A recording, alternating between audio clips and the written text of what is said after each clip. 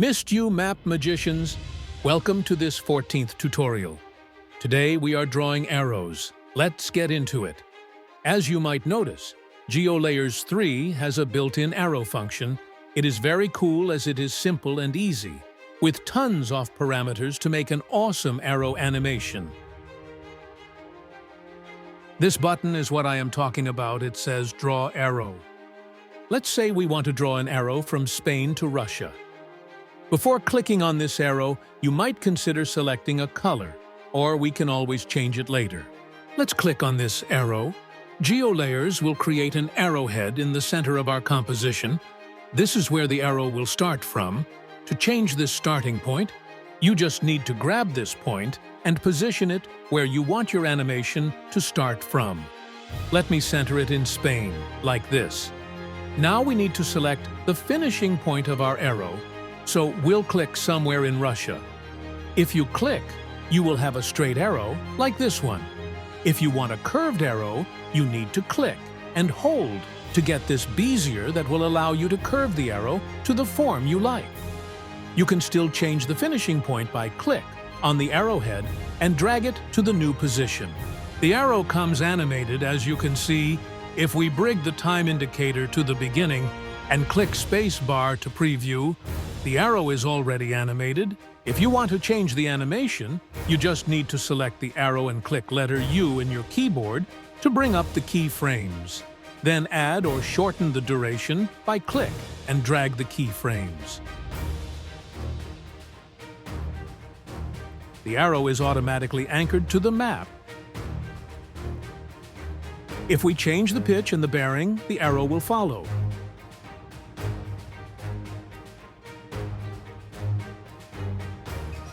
You can as well add some easing ease to your keyframe, so select the keyframes and right-click. And select Easy Ease. Alright, now the fun is just starting. Let's bring up the Effects Control panel. Select the arrow and go to Windows and click on Effect Control. As you can see, we have so many parameters and customization options to make the arrow and the animation we want. Let's go through it. First, we have arrow colors. You can select a different color, and you can animate the color change using the stopwatch by Create Keyframes. Let's change our color from white to yellow. Let's make the arrow start in white and finishes in yellow color.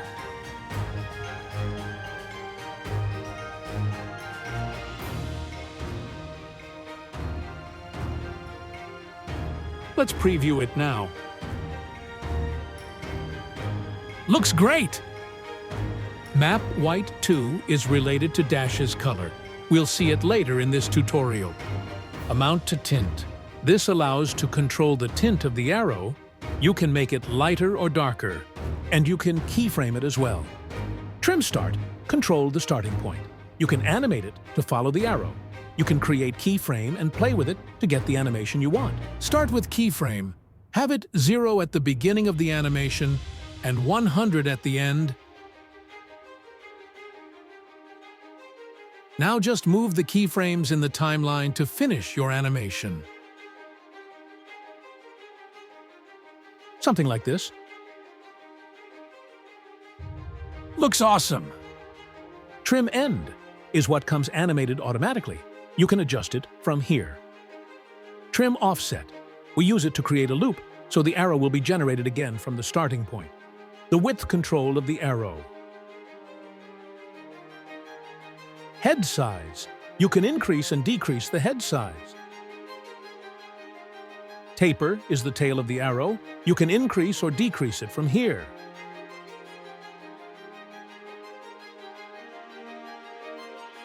Dash width. If you want to have a dashed arrow, then this can be controlled from here. 100 covers the whole arrow. Dash size and dash gap. Usually I start from 50 and then update as needed. We can change dash colors from the top here, where it says Map White 2. Dash speed, this is to animate the dash movement. It is very cool as the animation will continue even after the arrow is completed.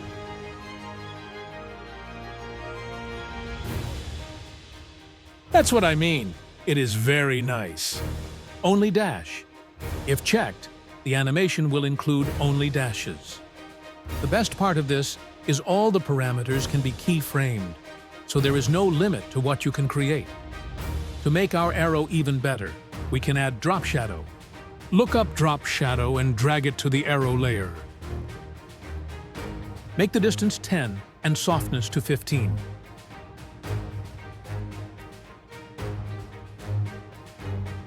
Let's move it up from the map. To do that, select the arrow, press letter P, and drag the height of the arrow to maybe -1000.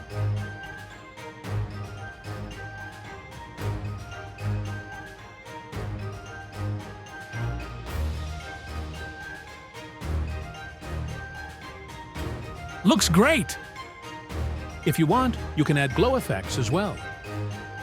Look up glow and drag it to the arrow layer.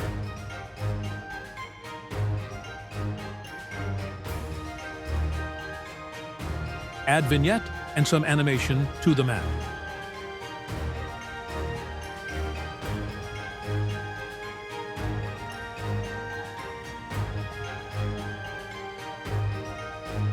Add CC vignette.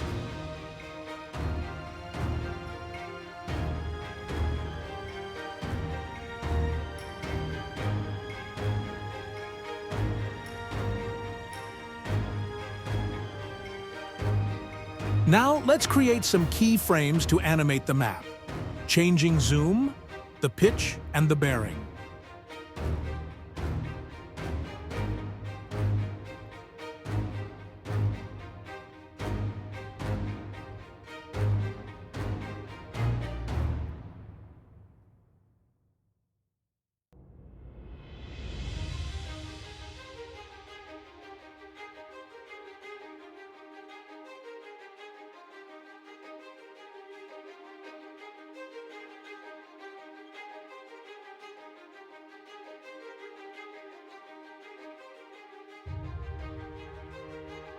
Let's try increasing the distance of the shadow.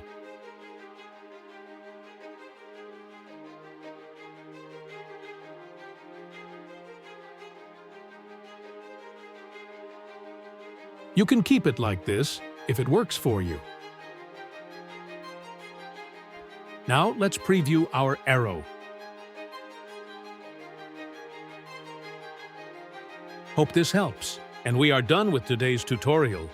Coming up next, we will learn how to animate invasion. Looking forward to it. Thank you for your support, and see you.